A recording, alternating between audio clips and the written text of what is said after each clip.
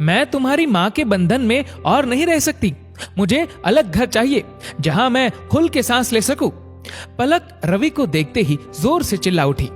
बात बस इतनी थी कि सुलभा जी ने रवि और पलक को पार्टी में जाता देखकर इतना भर कहा था कि वो रात 10 बजे तक घर वापस आ जाए। बस पलक ने इसी बात को तूल दे दिया और 2 दिन बाद ही उसने अपनी सहेली किरण के घर किटी पार्टी में उसे मकान ढूंढने की बात भी कह दी। मुझे मम्मी जी की गुलामी में रहना पसंद नहीं है, पलक बोली। पलक, तुम्हारी तरह एक दिन मैं भी यही सोचकर अपनी सास से अलग हो गई थी। किटी खत्म होते ही किरण पलक के सामने थी। तभी तो आप आजाद हो, पलक ने चहक कर कहा तो किरण का स्वर उदासी से भर गया। किरण पलक से 10 वर्ष बड़ी थी।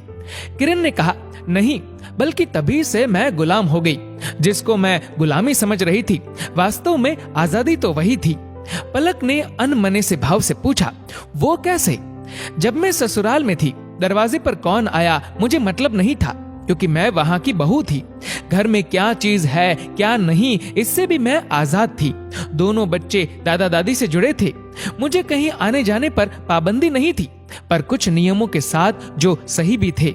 लेकिन जवानी के जोश में मैं अपने आगे कोई सीमा रेखा नहीं चाहती थी। मुझे ये भी नहीं पसंद था कि मेरा पति ऑफिस से आकर सीधा पहले माँ के पास जाए। मैंने दिनेश को हर तरह से मनाकर अलग घर ले लिया और फिर मैं दरवाजे की घंटी, जरूरत का सामान, बच्चों, दिनेश, सबके वक्त की गुलाम हो गई। अपनी मर्जी से मेरे आने जाने पर भी रोक लग गई, क्योंकि कभी बच्चों का होमवर्क कराना है तो कभी उनकी तबीयत खराब है। हर जगह बच्चों को ले नहीं जा सकते, अकेले भी नहीं छोड़ सकते, तो मजबूरन पार्टियां भी छोड़नी पड़ती है। जबकि ससुराल में रहने पर यह सब बंदिश नहीं थी। ऊपर से मकान का किराया और फालतू के खर्चे अलग। फिर दिनेश भी अब उतने खुश नहीं रहते। किरण की आंखें नम हो उठी। फिर आप वापस क्यों नहीं चली गई? पलक बोली। किस मुंह से वापस लौटती? इन्होंने एक बार मम्मी से कहा भी था, पर पापा ने ये कहकर साफ मना कर दिया कि एक बार हम लोगों ने बड़ी मुश्किल से अपने आप को संभाला है, अब दूसरा झटका खाने की हिम्मत नहीं है। बेहतर है अब तुम वहीं रहो। किरण बोली, पलक, घर से बाहर कदम रखना बहुत आसान है, लेकिन ये बात भी सच है कि जब तक आप माँ बाप के आश्रय में रहते हैं, आपको बाहर के थपेड़ों का तनिक भी एहसास नहीं होता।